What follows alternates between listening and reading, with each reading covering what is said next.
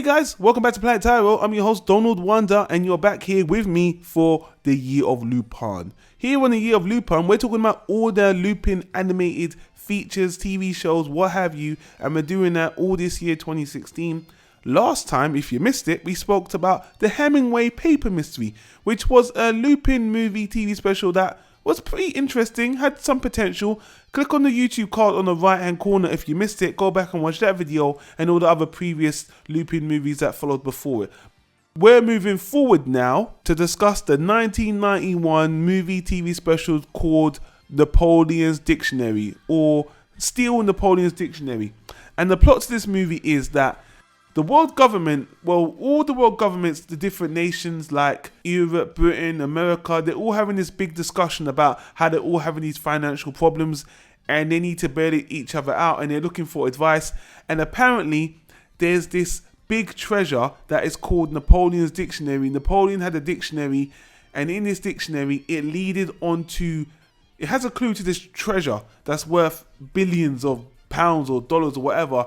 So all the countries are kind of gathering together. But the thing with this treasure is, and this is the most interesting part, the treasure is held by Lupin's grandfather, the original Lupin. So the whole world government is out for Lupin. Lupin is actually found a way to get the treasure, Napoleon's Dictionary, because there's a race being held in Europe and the first prize is Napoleon's Dictionary. So Lupin's entering this race to get the dictionary. The world government are after Lupin because apparently Lupin might know the secrets because it's all tied to Lupin. I know that was kind of a scatterbrain way, but I don't want to get into spoilers, and I just want to give you guys a rough idea. Now, actually, this movie has a very good plot for a few reasons. First of all, this is a movie that is central to Lupin as a character because it's got to do with Lupin's grandfather, Lupin's father, and Lupin himself. And we actually get to see and hear things about Lupin's past. Well, not his past, but his family's past. So it kind of makes this a crucial movie in terms of the story, which is interesting. Character-wise, this is actually one of the more fun Lupin movies because, again, most of the Lupin team are having, I've got some interesting side parts. Like, first of all, Lupin and his partner in crime, Jiggin, of course, they're doing their thing. They're in to do the race. Lupin's fixing the car. Even at the beginning, it's pretty funny the way Lupin hijacks his car just for a woman and Jiggin's helping him. Goemon actually is very interesting because Goemon's actually watching these movies, and Goemon's always on this kind of journey of spiritual enlightenment or to better himself.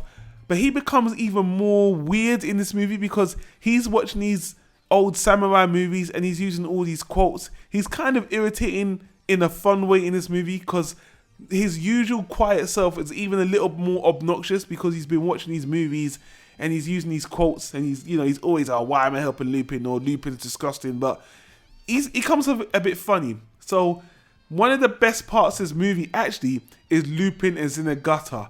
Zenigata is hired by Interpol, hired by these guys to capture Lupin as well.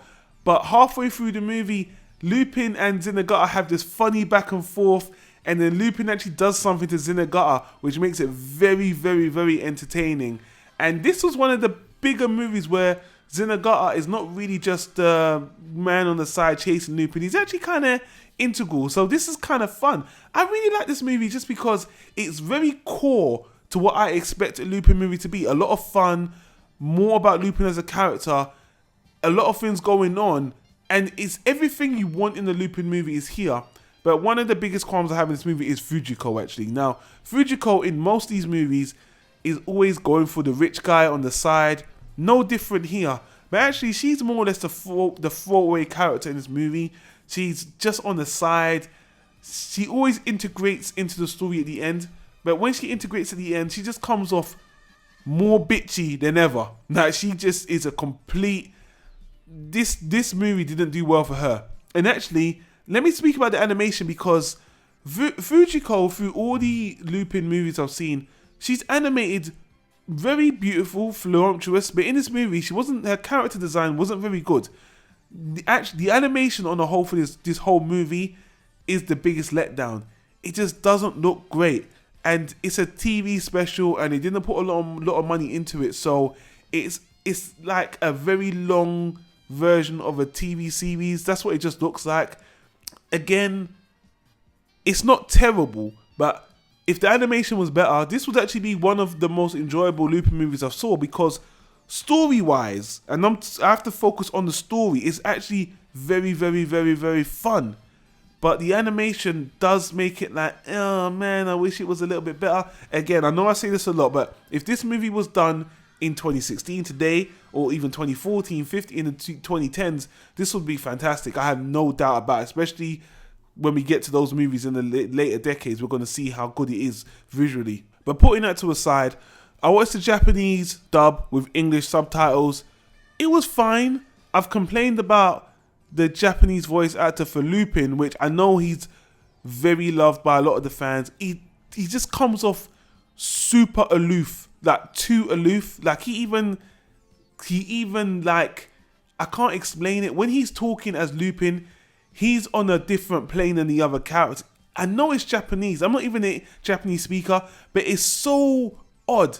It's fun at first, but it just, anyway, guys, if I'm nitpicking, let me know. But I just can't get used to it. And I know he does most of Lupin, and he did pass away in the mid-90s. And, you know, I respect the guy. He's the main voice of Lupin for the most of the series of movies. But he's just a little bit too... But he's fine. You know, I'm getting used to it. I'm really getting used to it. But...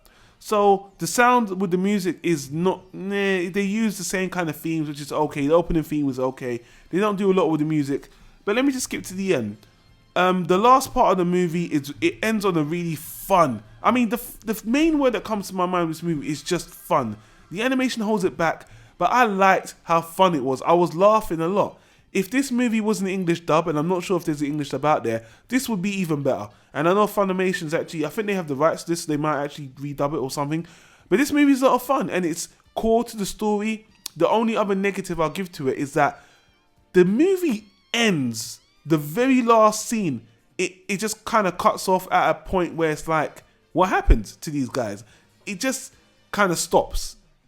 And it didn't completely cut off in a very bad way, but it's like in the middle, it's at the end of a kind of a chase scene, and it just stops the end, which was kind of like, what happens? You guys should have just finished off that last chase bit, but whatever. Oh yeah, and actually Lupin had this really funny thing with his car. He was an engineer, he had gadgets again. So anyway, I don't want to ramble on. This is longer than I wanted it to be, guys. I would actually give this movie a low solid B. The animation holds it back, but it's fun. It's really, really fun. I had a lot of fun with it. And, you know, I wish I could give it higher, but for some reason, I just thought things about this movie could have been better.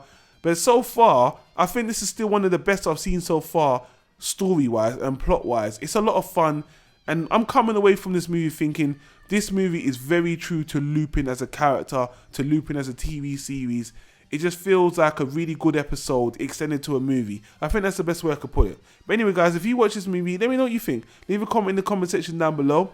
I want to thank you for watching. Don't forget to check out the playlist to all the other movies I've covered for the Lupin franchise. We're going back, we're going forward, we're covering it all. Thanks for watching. Hit the subscribe button if you like the content. Hit the other annotations to all the other stuff we do, not just the Lupin. The animations for cartoons, movies, TV shows, books, what have you. And until then, I want to say thanks for watching. I'll see you on the next one. Take care. Peace out.